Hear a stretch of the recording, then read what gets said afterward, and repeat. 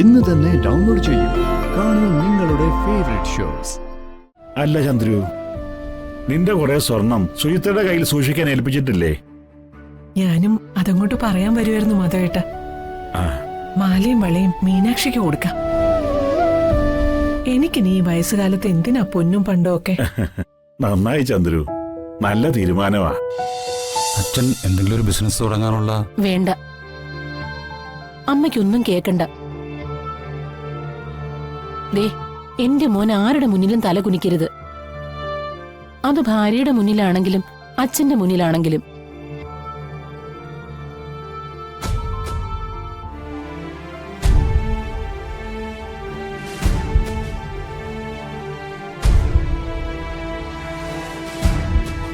ദാ,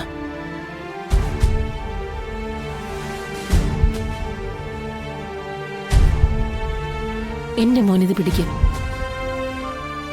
തൽക്കാലം നിന്റെ കാര്യങ്ങളൊക്കെ നടക്കട്ടെ. അച്ഛൻ വരുമ്പോ അമ്മയുടെ ലോക്കറിലിരിക്കുന്ന ആഭരണങ്ങളും കൂടി എടുപ്പിക്കാം. അത് കൊണ്ടുപോയി വിറ്റോ പണയം വെച്ചോ എന്റെ മോൻ എന്ത് ബിസിനസ് ആണെന്ന് വെച്ച് തുടങ്ങിക്കോ.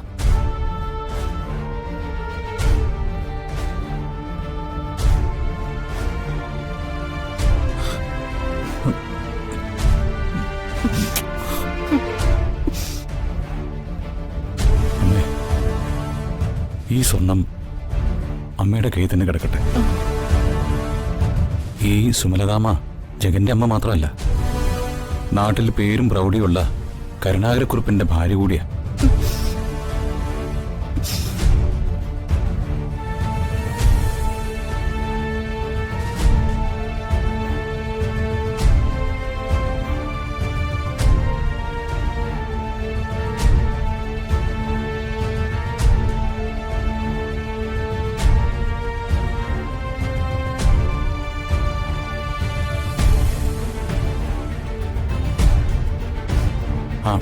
വല്ലാതെ വിശക്കുന്നു. അമ്മ ഉണ്ടാക്കിയത് എന്തെങ്കിലും ഉണ്ടെങ്കിൽ എനിക്ക് കഴിക്കാൻ താ. മോൻ കിച്ചണിലേക്ക് വാ.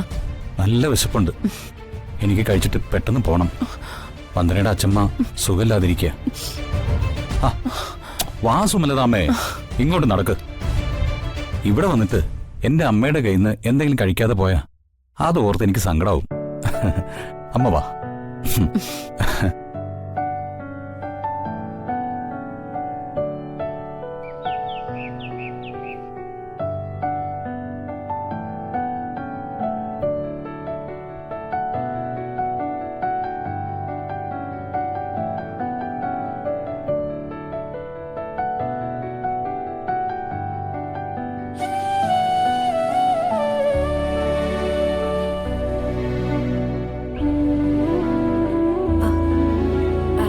അമ്മേ, ഞാൻ അങ്ങോട്ട് കേറിക്കോട്ടെ?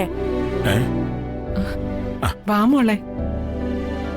മോളെന്തിനാ ഇതിനകത്ത് കയറാൻ അനുവാദം ചോദിക്കുന്നേ?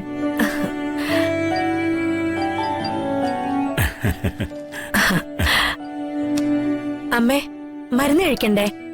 എഴുന്നേക്ക്. എന്റെ അസുഖമൊക്കെ മാറി മോളെ. ഇപ്പൊ ശരീരത്തിന് നല്ല സുഖം തോന്നുന്നു. ഇനി മരുന്നൊന്നും വേണ്ട. അച്ഛാ, ഈ അമ്മ പറയുന്ന കേട്ടോ, ഇനി മരുന്ന് വേണ്ടാന്ന്. അങ്ങനെ ഇപ്പൊ ഡോക്ടർ രോഗിയൊന്നും ഒരാൾ തന്നെ ആവണ്ട. എഴുന്നേറ്റ് മരുന്ന് കഴിക്ക്. ചന്ദ്രു, മീനാക്ഷി പറഞ്ഞത് കേട്ടില്ലേ? അനുസരിക്കേ. മരുന്ന് കൃത്യമായിട്ട് കഴിച്ചാലേ അസുഖം വേഗം കുറയൂ. ഈ വീട് മുഴുവൻ പണ്ടത്തെ പോലെ ഓടിച്ചാടി നടക്കണ്ടേ? എണീറ്റമ്മേ. എഴുന്നേക്ക്.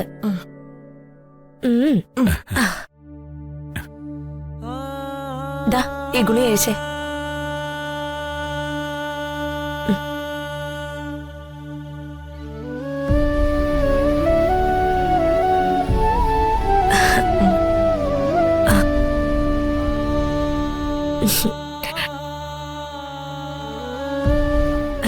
ഇനി അമ്മ കിടന്നോ.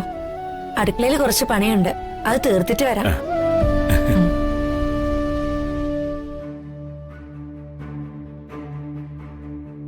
മീനാക്ഷിയുടെ കയ്യിലും കഴുത്തിലും ഒന്നും ഒരു തരി സ്വർണം പോലും ഇല്ല. അല്ലേ ചന്ദ്രു? എനിക്ക് കണ്ടിട്ട് സങ്കടം തോന്നുന്നു. മാധവേട്ടനും ഇത് ശ്രദ്ധിച്ചോ? വിനു കെട്ടിയ പെണ്ണിനെ ആരെങ്കിലും ഒന്ന് കാണാൻ വന്ന അവളുടെ കയ്യിലോ കഴുത്തിലോ ഒരു തരി പൊന്നുപോലും കണ്ടില്ലെങ്കിൽ നമ്മുടെ വിനുമോൻ അനാഥനാണെന്ന് അവരങ്ങ് ഉറപ്പിക്കും, അല്ലേ മാധവേട്ട? ചന്ദ്രു, നീ പറഞ്ഞത് സത്യമാ. മീനാക്ഷിക്കും അതിന്റെ സങ്കടമൊക്കെ ഉണ്ടാവും. ഒന്നും പുറത്ത് കാണിക്കാതെ ഉള്ളിൽ ഒതുക്കി നടക്കുക പാവം പെണ്ണ്. അല്ല ചന്ദ്രു, നിന്റെ കുറെ സ്വർണം സുജിത്തയുടെ കയ്യിൽ സൂക്ഷിക്കാൻ ഏൽപ്പിച്ചിട്ടില്ലേ? ഞാനും അതങ്ങോട്ട് പറയാൻ വരുമായിരുന്നു മാധവേട്ട. ആ, മാലയും വളയും മീനാക്ഷിക്ക് കൊടുക്കാം.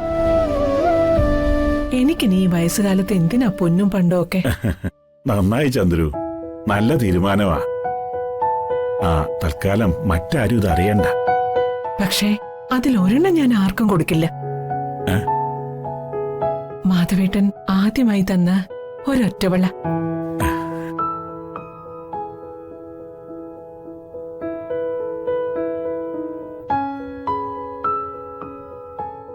ഈ ചന്ദ്രിക ഇന്നുവരെ പണയപ്പെടുത്തുക പോലും ചെയ്യാത്തത് അത്. എന്റെ ഈ പൊന്നും കൊടുത്തിന് എന്തിനാ ചന്ദ്രികയെ ഈ പൊന്നൊക്കെ? ചന്ദ്രു, എന്റെ മാധവേട്ട, ഞാൻ പോയി സുചിത്രമോളോട് കാര്യം പറയട്ടെ. ഓ,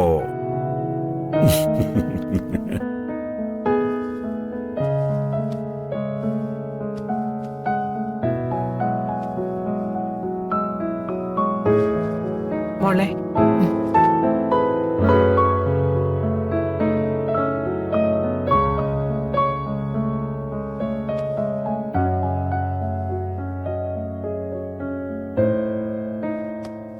എന്താ അമ്മ? നിന്നോടൊരു കാര്യം പറയാൻ വന്നതാ മോളെ.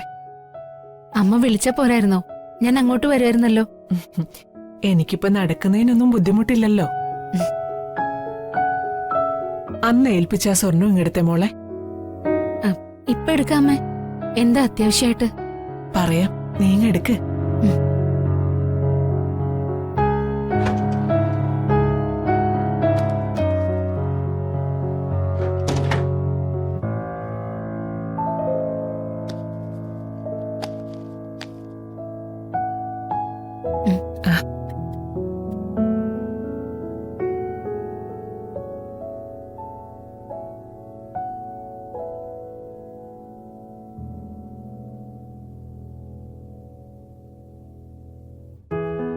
എന്താ അമ്മ? എന്റെ മക്കളും മരുമക്കളും ഒക്കെ കഴുത്തിലും കാതിലും ഒക്കെ സ്വർണ്ണം ഇട്ട് നിൽക്കുമ്പോ പാവം മീനാക്ഷി, അവൾക്ക് ഒരു തരി പൊന്നുകൂടിയില്ല. മഞ്ഞച്ചരടില അവള് താലിയിട്ടേക്കുന്നെ. അത് കാണുമ്പോ മനസ്സിനൊരു ഭാരം പോലെ. ഞാനും എന്റെ കയ്യിലുള്ള സ്വർണ്ണം എടുത്ത് കൊടുത്താലോ എന്ന് പോലും മനസ്സിൽ വിചാരിച്ചതാ. പക്ഷേ അതിട്ട് മീനാക്ഷിയെ കണ്ട പ്രകാശേട്ടൻ കഴുത്തിന് കുത്തിപ്പിടിച്ച് വാങ്ങും. അത് മതി അടുത്ത കുടുംബകലഹത്തിന്. അതാ മിണ്ടാതിരുന്നത്. മാനത്തെ കൊട്ടാ